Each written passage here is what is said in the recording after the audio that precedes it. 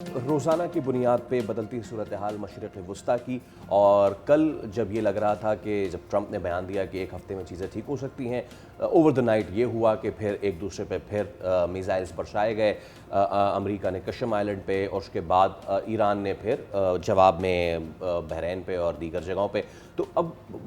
یہ جو کنفیوژن ہے، یہ اس کا اینڈ ہے کوئی یا نہیں ہے؟ ماہر بین الاقوامی امور ڈاکٹر سندس مستقیم ہمارے ساتھ موجود ہے۔ السلام علیکم ڈاکٹر سندس، thank you so much. Doctor سندس، ونس اگین مطلب کہ اب تو یہ بہت ہی زیادہ ہو گیا ہے، روزانہ اوور دا نائٹ ہم یہ دیکھتے ہیں اوکے مسئلہ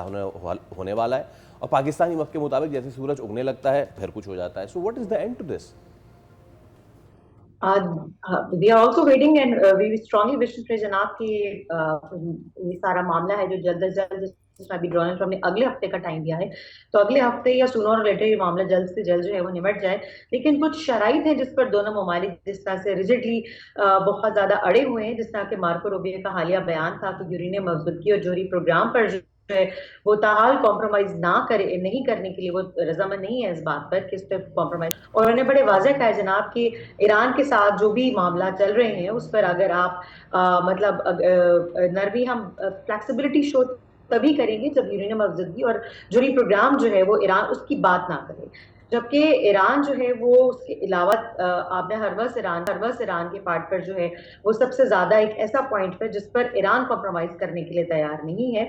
اور اس کے علاوہ جو اس کو ایک گارنٹی چاہیے جو کہ اسرائیل کے بارہا لبنان پر حملے کرنے کے بعد، سیز فائر وائلیشن کرنے کے بعد وہ گارنٹی ایران کے پاس نہیں آ رہی ہے، اور جبکہ ابھی امریکہ جو ہے وہ اسرائیل کے اوپر مکمل اسرائیل کو پریشرائز کر رہا ہے۔ ابھی ہم نے ریسنٹلی دیکھی جس طرح سے فون کال پر بڑی مزاحمت قسم کی وہ فون کال تھی جس پر نتنیاہو جو ہے وہ اسرائیلی جو بنیامین نتنیاہو ہے وہ آگے سے اوکے اوکے کر رہے تھے، اور لٹرلی تھوڑا سا اونچی آواز میں شاؤٹ کیا ڈونلڈ ٹرمپ نے، ان کو بولا کہ کیوں آپ سیز فائر کی جو وائلیشن کر رہے ہیں اور جو نہتے لوگ ہیں ان کے اوپر کیوں حملے کر رہے ہیں۔ سو اس طرح کی سچویشن جب اسرائیل اور امریکہ کے دمابین خود بنی ہوئی ہے کہ وہ امریکہ بھی نہیں چاہتا کہ اسرائیل بار بار سیز فائر کی وائلیشن کرے، تو جب تک یہ سیز فائر کی وائلیشن مکمل نہیں ہوتی، جب تک کہ ایران کے پاس یہ گارنٹی نہیں آتی کہ اس کے اوپر اور باقی اسلامک ممالک کے اوپر جو حملے روکے نہیں جائیں گے، تب تک ایران بھی جو ہے وہ آگے بڑھتا نظر نہیں آتا ہے۔ جبکہ ڈونلڈ ٹرمپ اور امریکہ کی جانب سے تو جناب کی یورینیم افزودگی کے حوالے سے ہی جو ان کی اپروچ ہے وہ وہیں پر اسٹرک ہے۔ تو لیٹس سی کہ آگے آنے والا جو ایک ہفتہ ہے وہ کیا نئی جو ہے وہ پیش رفت لے کر آتا ہے، جب تک ہم نے دیکھا کہ دونوں ممالک اس بات پر تو بہت کلیئر ہیں کہ ہم نے دیکھا ہے کہ اپریل سے اب تک جو سیز فائر جو ہوا تھا وہ اب تک سیز فائر ہی موجود ہے، جنگ بندی کو جو ہے وہ طوالت اختیار دی جا رہی ہے، اور دوبارہ جنگ بندی کی وائلیشن کرنے کے لیے یہ دونوں ممالک تو کم سے کم بالکل کسی بھی صورت تیار نہیں ہے، نہ ملٹری اس طور پر تیار ہیں اور نہ ان کے پاس اب اتنے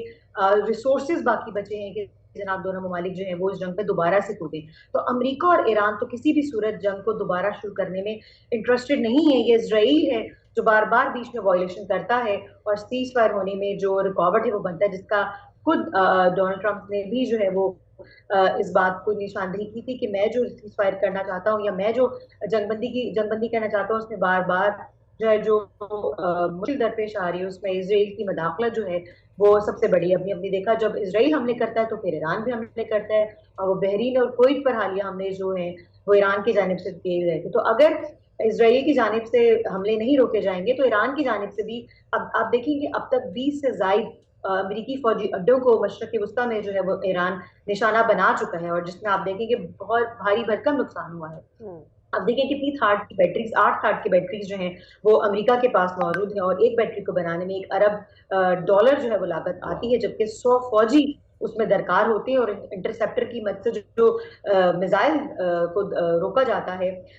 انٹرسیپٹر کے لیے، اس میں بھی $1.27 جو ہے وہ لاگت آتی ہے۔ تو اٹس ہیل آف منی۔ امریکہ کا بھی جو ہے وہ اکنامکلی بھی بہت نقصان ہو رہا ہے، اور امریکہ کے پاس ان کے میزائل آپ دیکھیں گے ایران نے اب تک جو ہے جتنے بھی فوجی اڈوں پر جو فوجی تنصیبات کو نشانہ بنایا ہے مشرق وسطیٰ میں امریکی فوجی اڈوں کو، اس میں ان کا جو سب سے پہلے جو فضائی دفاعی نظام سسٹم ہے اس کو جو ہے وہ دفاعی نظام کو اس کو جو ہے وہ ان کے طیاروں کو نشانہ بنایا گیا ہے، ٹھیک ہے۔ تو بہت زیادہ نقصان جو ہے، اور اس میں cost of war U S A کے لیے بہت زیادہ ہے، لیکن اسرائیل جو حملے کر رہا ہے اس کو کیپیبل بھی یہ بنایا ہے، آج ان کا اپنا کریٹڈ اینمی ان کو خود سے ہانٹ کر رہا ہے۔ بہت شکریہ سندس صاحبہ آپ کے وقت کے لیے۔ सब्सक्राइब करें और बेल दबाएं ताकि कोई खबर रह न जाए।